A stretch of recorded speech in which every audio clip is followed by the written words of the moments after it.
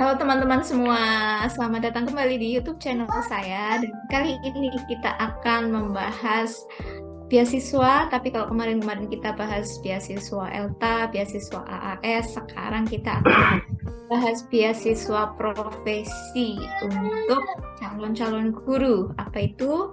Beasiswa PPG Prajabatan. Nah, kira-kira seperti apa beasiswa PPG Prajabatan ini? Bagaimana mekanismenya, prosesnya seperti apa, pengalamannya bagaimana, tips-tipsnya seperti apa, dan kelanjutannya bagaimana setelah lulus. Nah, kita sudah punya dua narasumber di sini. Ada Mbak Anis dan Mas Pradita. Halo teman-teman. Halo, Siapa dulu ini yang mau kenalan? Mbak Anis aja. Silakan. Di Discord. Oh, oke. Oke, Anis, yo. baiklah. Halo, saya Anis dari mahasiswa PPG Prajabatan, Prodi PLB dari Universitas 11 Maret. Silakan Mas Pradita. Halo teman-teman semua, perkenalkan nama saya Pradita Mantabita. Saya mahasiswa PPG gelombang 1. Saya juga dari PLB. Anis. Oke. Bisa diceritain sedikit mungkin PPG Prajabatan itu sebenarnya apa sih kayak gitu? Bisa dimulai dari Pradita dulu deh. Sebenarnya PPG Prajabatan ini sebuah program ya yang dibentuk dari pemerintah untuk mempersiapkan guru-guru profesional ke depannya. Nah, setahu saya kalau PPG Prajabatan ini sebenarnya sudah lama menghilang. Kalau nggak salah itu terakhir sekitar tahun 2018, lalu baru ada lagi sekitar 2022 kemarin. Dan dengan versi baru. Kalau dari saya pribadi sendiri, Prajab ini juga merupakan terobosan dari pemerintah buat membentuk guru profesional, di mana kan yang kayak kita tahu PPG ini kan juga ada yang dalam jabatan, tapi yang dalam jabatan ini kan guru-guru yang sudah mengabdi seperti itu. Nah, buat yang fresh graduate seperti kita mungkin bisa nyoba lah di PPG Prajabatan ini. Oke. Bisa jadi angin segar gitu ya buat yang baru lulus biar tahu nih arah karirnya mau kemana kayak gitu, bisa ikutan PPG Prajabatan. Terutama yang cita-citanya buat jadi guru ya. Iya, tapi ngomong-ngomong itu harus yang lulusan dari pendidikan atau enggak sih, Pran? Kalau setahu saya bisa yang non pendidikan, kayak contoh aja kayak matematika murni mungkin itu bisa masuk ke jurusan pendidikan matematika, lalu kayak fisika dan lain sebagainya. Gitu. Tapi untuk teman-teman yang pengen memastikan lebih lanjut bisa cek di website PPG Langsung Prajabatan aja. ya, PPG. Betul. Nanti ada cek prioritas. Kalau selanjutnya tentang alasan nih, kenapa sih kok memilih buat ikut PPG Prajabatan? Apa keuntungan yang dijanjikan kayak gitu? Kalau didapatkan kan mungkin belum yang terlalu dirasakan ya, karena masih dalam proses kan. Jadi kenapa memilih jalur untuk PPG Prajabatan ini? Karena satu, kita itu kan lulusan dari produk-produk COVID ya. Jadi lulusan yang ada di ketidakjelasan, terutama yang mengabdi di sekolah negeri. Itu kan kita ada kesulitan di regulasi untuk mengikuti P3K. Kebetulan dari pemerintah ini sedang merencanakan inilah PPG, program PPG. Akhirnya kita ikut, di mana program PPG ini untuk kedepannya akan disamakan seperti program koas di kedokteran. Jadi siapa saja yang menjadi guru harus melewati program profesi yaitu PPG Prajabatan ini. Dari pemerintah sendiri itu menjanjikan bahwa setelah PPG ini nasib sebagai guru itu lebih jelas. Nasib yang lebih terarah dan lebih baik itu apa tuh? Boleh di-spill lebih jelasnya kayak gimana? Mungkin yang dimaksudkan lebih baik ini membukakan pintu bagi kita agar kita sebagai calon guru ini bisa mendaftar P3K. Karena kan kita yang kemarin fresh graduate kan kita terhalang namanya dapodik, data pokok pendidik itu. Mungkin maksud lebih baik ini kan dengan adanya kita mendapatkan sertif, kita bisa mendapatkan kesempatan untuk mendaftar P3K, tidak harus dengan menggunakan dapodik itu tadi. Mungkin seperti itu. Itu secara karirnya kayak gitu mungkin ya. Mungkin kan untuk teman-teman yang belum terlanjur nyemplung ke dunia keguruan, belum terlalu paham kan emang apa sih manfaatnya dapat sertifikat pendidik kayak gitu. Ada nggak sih manfaat finansial yang akan didapatkan kayak gitu? Ya, Cerdik ini kan sebagai sertifikasi ya, program sertifikasi. Jadi selain keuntungan secara jenjang karir, kita juga ada keuntungan secara finansial sebagai tunjangan profesi. Jadi secara finansial pun cukup terbantu dengan adanya sertifikat pendidik ini ya. Benar. Mungkin lebih ke kayak kita dianggap sebagai guru profesional, akhirnya kita dibayar secara profesional. Jika salahnya seperti itu sih. Oke, ya kan? siap. Antara yang profesional dengan yang enggak kan tetap ada perbedaan. Mungkin dengan adanya sertifikat pendidik ini, kayak pemerintah tuh menganggap bahwa kita ini yang lulusan PPG ini dianggap secara profesional. Untuk seleksinya, proses seleksinya mungkin bisa di-share apa saja sih yang harus dilalui sebelum bisa sampai ke tahap perkuliahan nih gitu. Untuk proses seleksinya sendiri itu ada 3 tahap. Yang pertama dari seleksi administrasi, kita harus mendaftar dulu di SIM PKB, kemudian mengisi semua formulir yang ada di dalamnya. Tapi harus memenuhi syarat dulu, karena untuk mendaftar PPG ini harus catatannya tidak boleh terdaftar di semua data pendidikan, baik itu dari Simpatika maupun Dapodik. Jadi nanti setelah berhasil membuat akun, melengkapi semua administrasi yang ada di situ, persyaratan-persyaratan, dan juga ada esai. Ada beberapa pertanyaan yang harus dijawab dengan esai sebagai bekal untuk kita tes wawancara. Ya. Kemudian yang kedua ada tes substantif. Itu tes tertulis berbasis komputer yang dilakukan di beberapa TUK ya. Ya, jadi disebar ke beberapa wilayah. Kemudian tesnya ini ada tes substantif meliputi tes bidang dari bidang studi, literasi, dan numerasi. Kemudian setelah lolos tes substantif ini, tes wawancara. Tes wawancara ini berkaitan dengan esai yang sudah kita isi ketika tes administrasi. Jadi tips untuk teman-teman ketika menulis esai ini diketik juga di Word, karena untuk jawaban-jawabannya kemungkinan tidak bisa dibuka lagi. Oke. Dari Mas Pradipta sendiri ini, kemarin kan berarti gelombang 1 langsung lolos gitu ya? Mungkin bisa di-share dong tips-tipsnya buat melalui seleksi yang panjang itu tadi. Kan esainya juga banyak, terus data-data yang harus dilengkapi banyak, terus ada tes tertulis, ada wawancara. Oke. Kalau tips sendiri gimana ya? Mungkin ini juga ada takdir dari doa orang tua. Oke. Anak berbakti. Jadi kalau berbakti ya, doa ibu ini sangat-sangat, wah, Masya Allah luar biasa. Jadi buat yang administrasi mungkin kita nggak tahu ya kayak standar kelulusannya seperti apa. Mungkin kita bisa ngisi ya udah. Karena kan itu bener-bener kayak terintegrasi semua data. Kayak ketika kita udah terkoneksi semua, kalau kita masih masuk Dapodik itu kedetek dari pihak sana. Jadi bener-bener yang belum masuk Dapodik atau Simpatika. Jadi bener-bener ya udah, itu kita udah nggak bisa ngapa-ngapain. Untuk buat ngisi esai ya sama kayak yang disampaikan Ais tadi, kalau bisa diisi sebaiknya. Maksudnya bukan dibaik-baikkan sejujurnya, terus juga isilah kalau bisa sih, kalau punya sertifikat banyak tuh ya monggo diupload, karena mungkin itu bisa jadi sebuah pertimbangan ya bagi pihak penyeleksi dari pihak Kemdikbudnya. Nah, mungkin dari aspek substantifnya ini, kalau dari saya pribadi, karena saya udah lulus sudah sekitar 2 tahunan, udah nggak pernah membuka teori belajar dan sebagainya. Nah, di sini mungkin PR-nya. Akhirnya saya harus mau nggak mau harus belajar lagi mengenai tentang dunia ke-PLB-an. Karena kan saya prodi PLB pendidikan luar biasa, jadi saya buka-buka lagi, baca-baca lagi mengenai teori belajar dan sebagainya, buat merecall kembali pengetahuan yang dulu saya dapatkan di kuliah. Lalu buat diwawancara, tips dari saya bener ya yang disampaikan Anies tadi, kalau bisa pas waktu ngisi di SIM PKB itu, pas waktu ngisi saya itu juga di copy di Word. Nah, saya juga akhirnya saya save di Word dulu, waktu mau wawancara saya baca apa yang saya tulis di situ. Jadi pas waktu diberikan pertanyaan, apa yang saya sampaikan dan apa yang saya tulis di saya ini sesuai.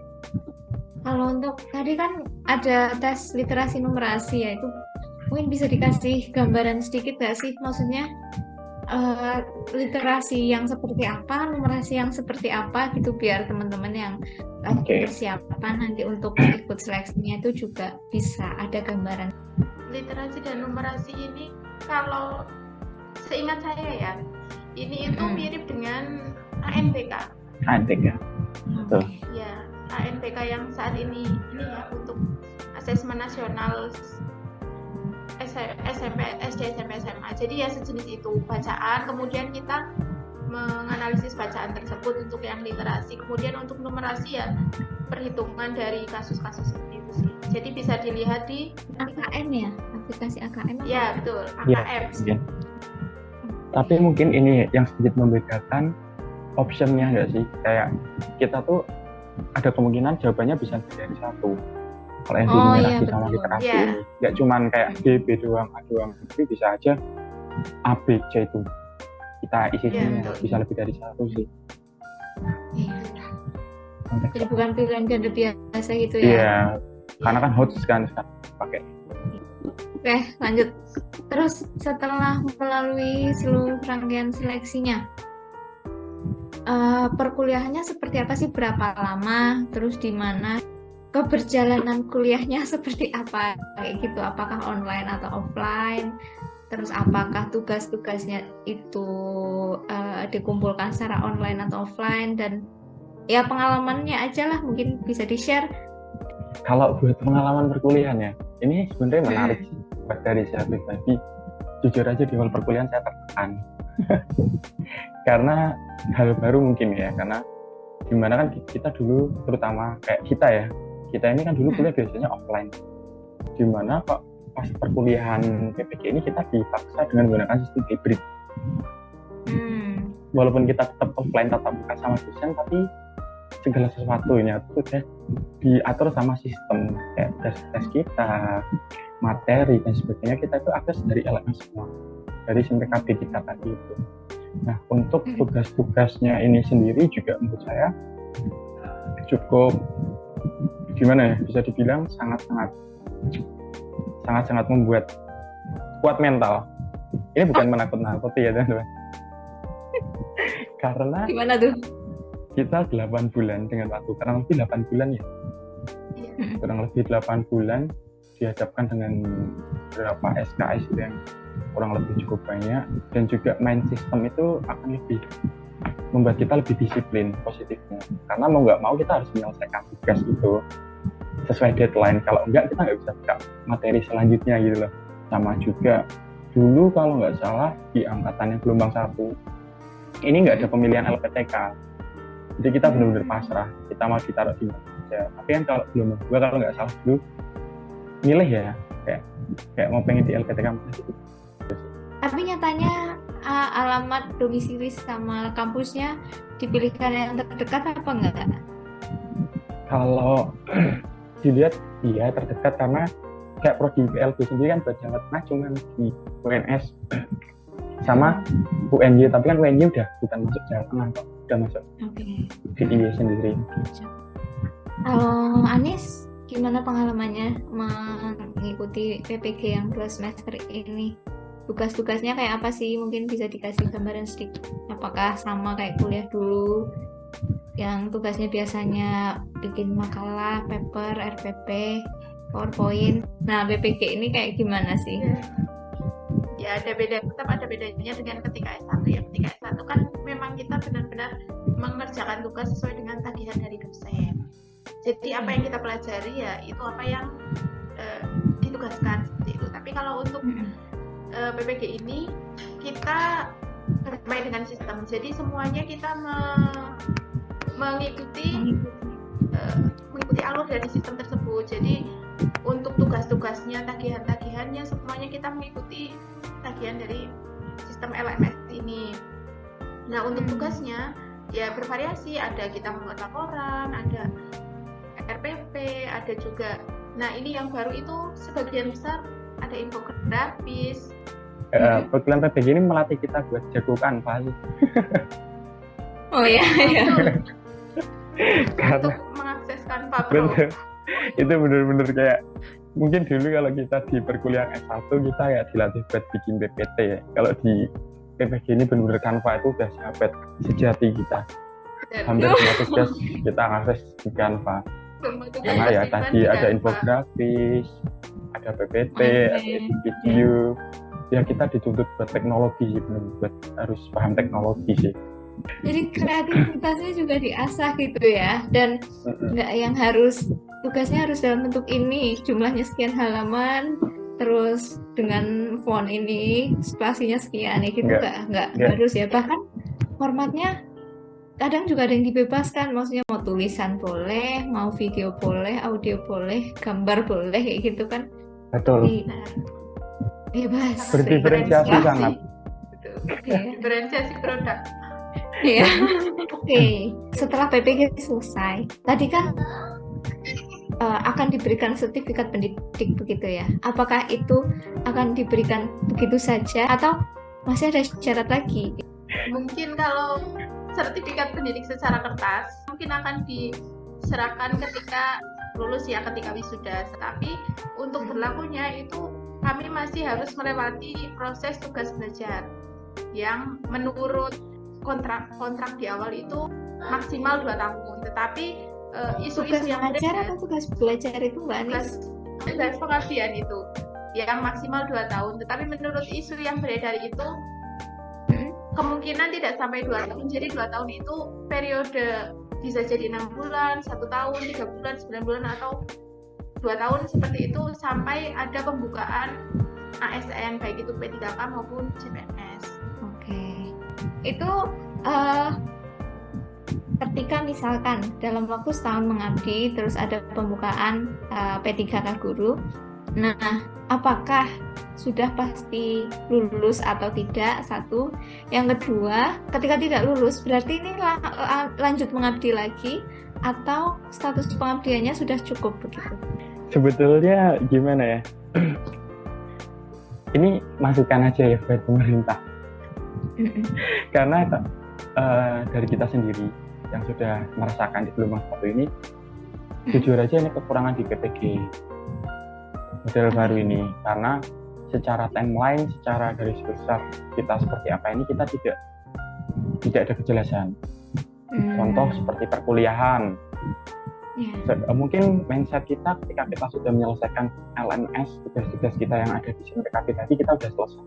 Kita tinggal menunggu uji kinerja, lalu uji pengetahuan, selesai kita dapat cerdik. Karena bayangan kita kalau kayak Daljab itu kan simpel ya, kita kuliah 3 bulan, ada yang 4 bulan, ada yang 6 bulan. Itu setelah kuliah, uji kinerja, UP, mereka dapat cerdik gitu. Nah, ternyata di prajabatan ini berbeda. Ketika kita sudah menginjak di akhir semester, tiba-tiba ada yang namanya kita harus mengikuti KMD, kita harus mengikuti wawasan kebangsaan, kita harus mengikuti bela negara, dan lain sebagainya.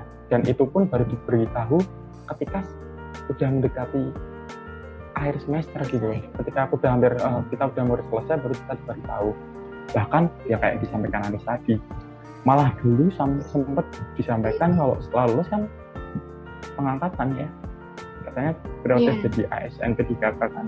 Ternyata di pertengahan jalan berubah lagi kan. Itu sampai detik ini pun kita nggak jelas. Yang kasihan tuh yang kayak kita ini yang udah keluar kerja, terus ketika kita udah selesai kayak gini, kita nggak jelas nasibnya seperti apa. Katanya mau penempatan, tapi kita nggak ada kejelasan penempatan kapan, bayar kos, makan, dan lain-lain. Kita juga butuh uang. Betul. Kan yang di cover kan hanya uang kuliah ya, yang perlu diketahui teman-teman juga. Yang di cover hanya uang kuliah. Jadi kita untuk uang kos, uang saku, semuanya uang buat ya kalau butuh bikin media pembelajaran apa segala macam itu ya sendiri kayak gitu. Dan ini selama setahun, yang 1 atau 2 bulan, setahun itu tidak sebentar. Itu buat gambaran teman-teman juga ya, tidak menakut-nakuti atau tidak mencegah. Ini manfaatnya banyak. Tapi secara prosesnya pikirkan juga termasuk uang saku, termasuk uang kos. Jadi ya persiapan juga untuk teman-teman yang mungkin sekarang masih kerja sambil mendaftar, mungkin bisa sambil menabung Mungkin sebelum kita tutup ada pesan-pesan yang ingin disampaikan. Anis mungkin? Bagi teman-teman yang tertarik untuk mengikuti PPG Prajabatan ini, ya seperti yang sudah disampaikan tadi, banyak sekali manfaatnya, tetapi sebelum mengikuti ini juga harus mempertimbangkan banyak hal. Salah satunya yaitu masalah finansial dan juga kesiapan untuk mengikuti serangkaian proses yang cukup lama dan panjang ini. Mempersiapkan juga secara fisik dan juga mental, karena kita ada banyak sekali agenda-agenda yang cukup padat yang harus kita ikuti, yang itu tidak bisa, kalau kita sudah masuk kita tidak bisa mundur lagi seperti itu. Jadi diusahakan mempersiapkan diri dengan baik dan juga jangan lupa berdoa. Kalau Pradita, apa Pradita? Kalau dari saya, yaitu sih di balik sisi positif yang bakal kita dapat, ya banyak yang harus dipersiapkan, terutama kalau dari saya secara selain finansial, itu juga fisik dan mental. Karena dengan banyaknya tugas, tagihan, dan sebagainya, kalau kita nggak pintar memanajemen waktu, memanajemen terutama pikiran kita, itu bakal bisa ngebuat stres sih. Oke, mungkin itu dulu teman-teman. Terima kasih Pradita dan Anis atas sharingnya. Semoga bisa memberikan gambaran untuk teman-teman. Terima kasih teman-teman sudah meluangkan waktunya. Semoga Sama-sama. nanti bisa segera mendapatkan sertifikat pendidik. Amin. Amin. Dan bisa ditempatkan di sekolah yang memang membutuhkan dan sesuai dengan harapan kalian. Mungkin ini dulu untuk video kali ini, dan sampai jumpa di video-video selanjutnya.